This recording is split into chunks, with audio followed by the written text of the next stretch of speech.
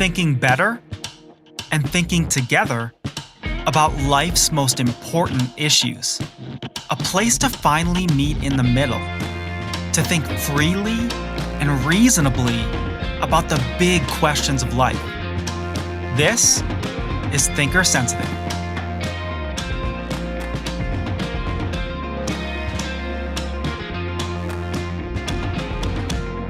Greetings, welcome. My name is Ryan Ragazine, and I am honored to be your host. Quick announcement before we get into really our first weekly episode of the new year. For the next few months, instead of doing a weekly episode every week, I will be releasing a new episode every other week. I'm trying to find a happy medium between creating new content for regular and faithful listeners on one hand, and optimizing and maximizing my old content for potential new listeners on the other hand. Once I'm all caught up with the latter, which involves optimizing the website, the RSS feed, and YouTube, then I'll go back to releasing a new episode every week just like before. How long will this take? I'm not completely sure, so I don't want to put a hard date on it.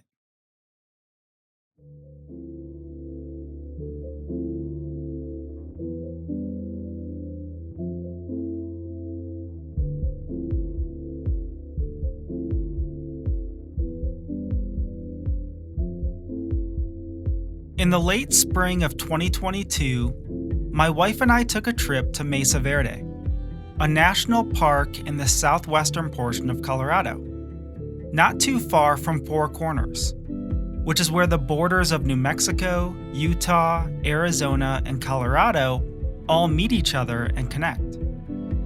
Mesa Verde is known for its cliff dwellings.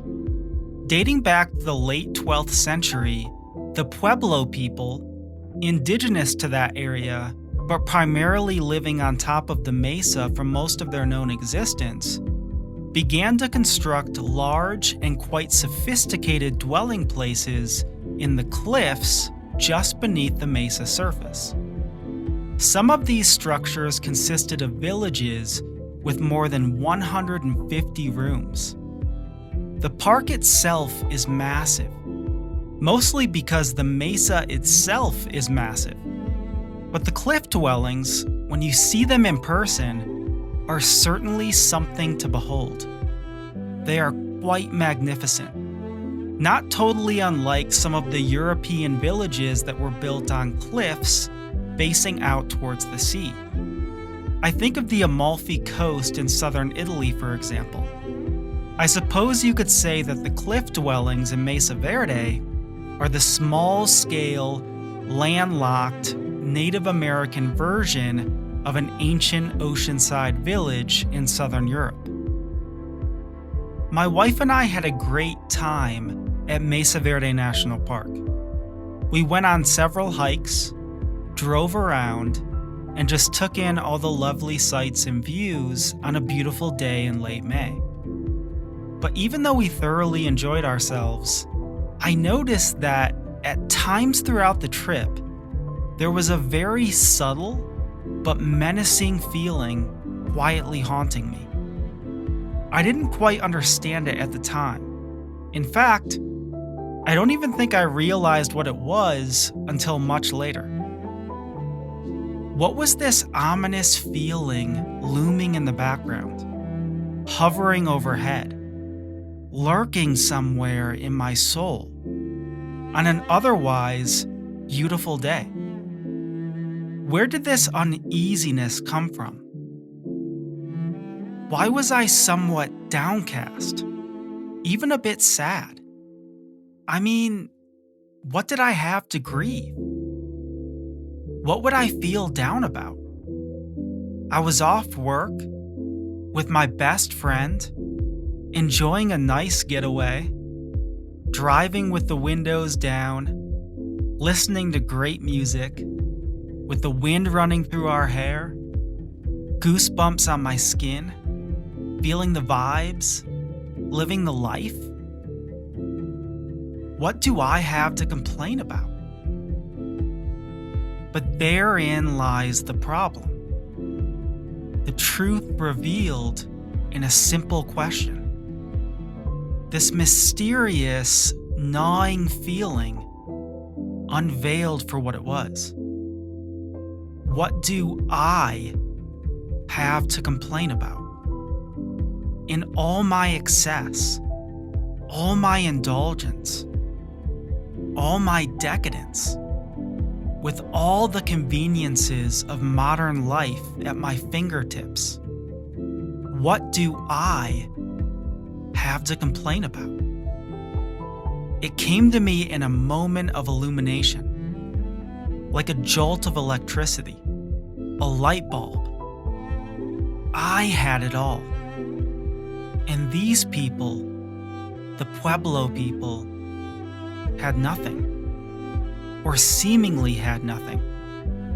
Certainly in comparison to me, and relative to the many conveniences of the modern world. It became clear in an instant, luminous and incandescent, in a moment of enlightenment. The feeling that was gently and ever so quietly distressing me was guilt. As we traveled through various excavation sites that uncovered the foundations of old homes, relics and ruins left from old dwelling places made out of mud and built into the ground, literally just holes dug in the ground. As we toured these sites and inspected these old villages, gathering places, and homes, I was subconsciously making comparisons. I was comparing my way of life to theirs. I was feeling the difference. I was feeling guilt.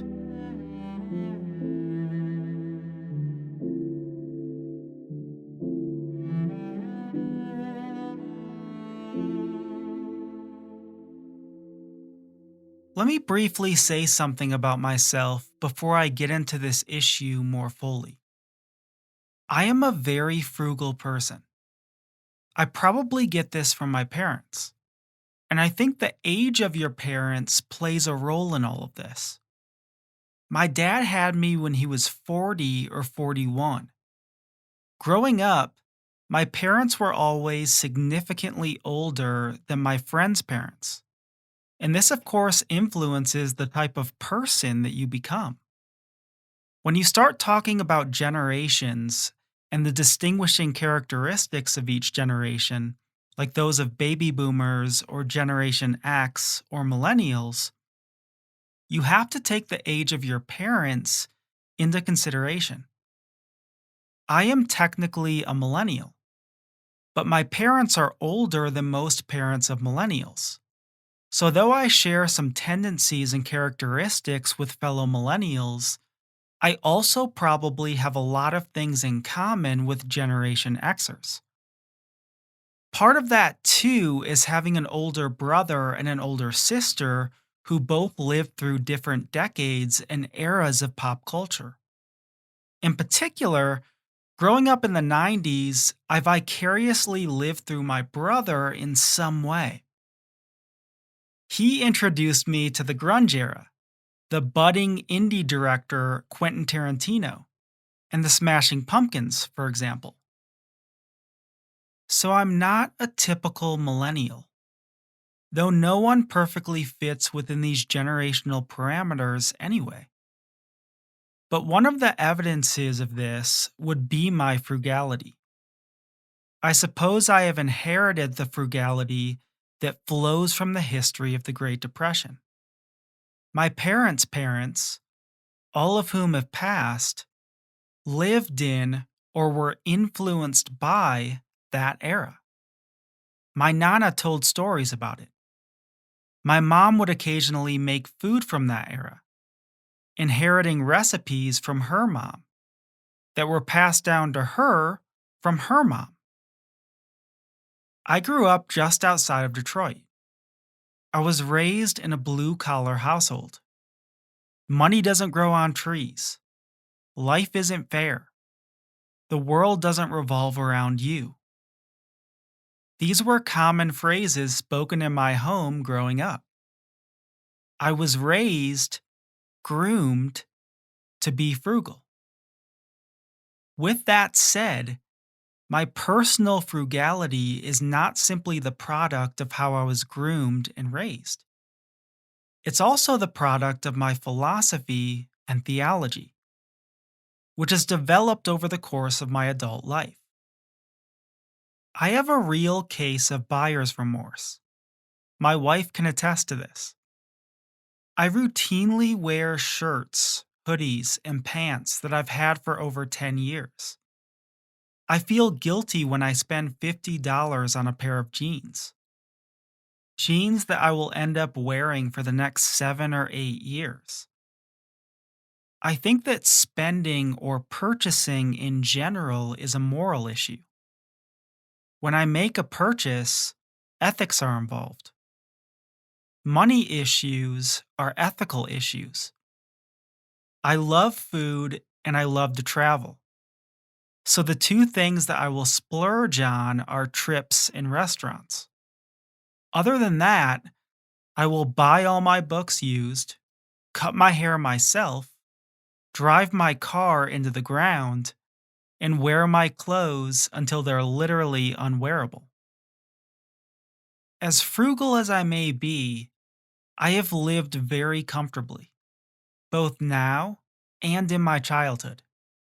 I have nothing to complain about. I had nothing to complain about. I had it all. I was never in need, never wanting as a kid. I had a good, normal, late 20th century American childhood. I have it all. Everything at my fingertips. I am overtly aware of how blessed I am, how good I have it, even though at times I may not feel this way, even though at times I may even feel stricken or cursed. We live in a world of abundant, excessive, lavish convenience, infinite possibilities, infinite opportunities, access to limitless resources. I'm being a bit hyperbolic, but you get the point. We have a wealth of luxury at our disposal. 21st century Westerners truly live in an age of convenience, a world of ease, at your pleasure. The world of industry, infrastructure, electricity and plumbing, technology, medicine, science, the age of information and globalization, the age of progress and advancement, a modern world of convenience. People in ancient times from ancient lands didn't have these conveniences. They didn't have running water or power lines or cable internet. They didn't have fast food restaurants, nor vehicles to take them there. They didn't have ready-made clothing, nor stores to buy them in. There weren't homes for sale, but only holes in the ground, dug up with their bare hands. They didn't have painkillers or antidepressants. There were no tranquilizers or anesthesiologists. These people were literally left to bite the bullet, if they had a bullet to bite on. Ancient life was a life without conveniences, without modern luxuries, without any semblance of ease. So, as I journeyed through Mesa Verde National Park, I felt guilty. Again, I didn't fully understand it at the time, but I was actually feeling a sense of shame and remorse. I had it all. They had nothing. I was driving from site to site in a matter of minutes. Distances that would have taken the Pueblo people days to cover on foot. I was eating snacks in the car bought at a store. They had to hunt and scavenge for their food. I was hiking with a camelback that has a straw connected to clean drinking water that came from a faucet. They had to find and collect water on their own, which they would have had to boil over a fire in order to purify. I'm literally looking at holes dug in the mud, thinking about when we need to get back to our motel room so that I can take a shower. Will it wash away the guilt and remorse that I'm feeling? As moderns, we have a tendency to equate resources, possessions, opportunity, accessibility, convenience, and ease with happiness. We have a propensity to mistake material prosperity with fulfillment, as if access to a fast food restaurant and a hot shower will inevitably lead to peace and joy. But most of us know better than this. Happiness is relative to the perspective of the individual subject. Fulfillment is relative to the individual's expectations and understanding. The ancient person doesn't know what she doesn't have. She doesn't know what she can or could have.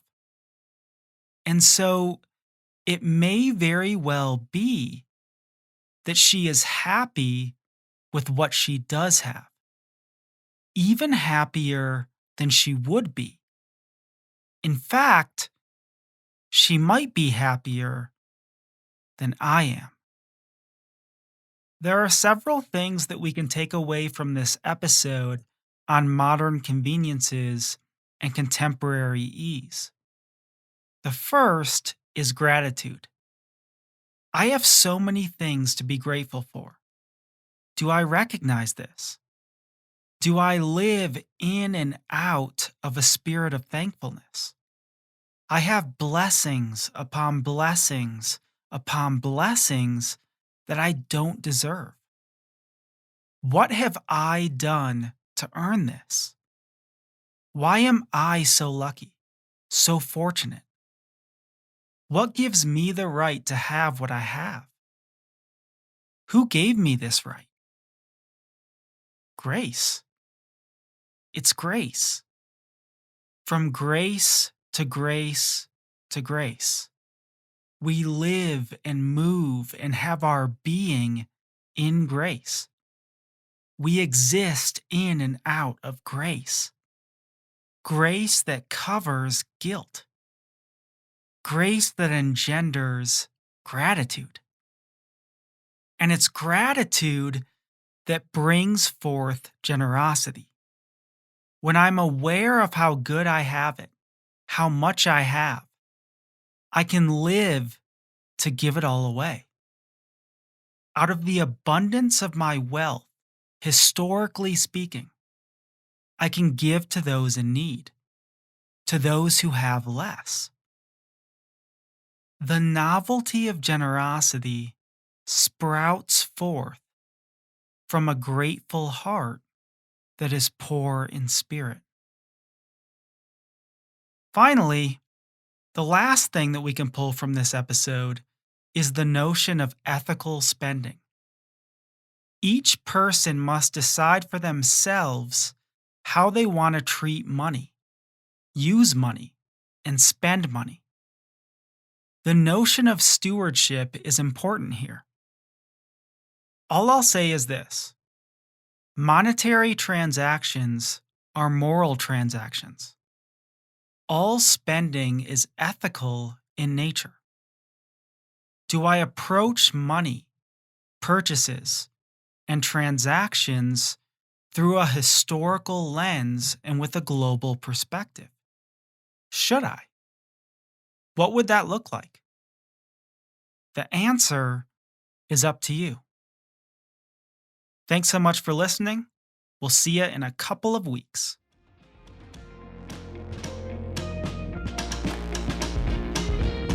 This episode, and all episodes of Thinker Sensitive, are available on thinkersensitive.com, Apple Podcasts, Spotify, and more.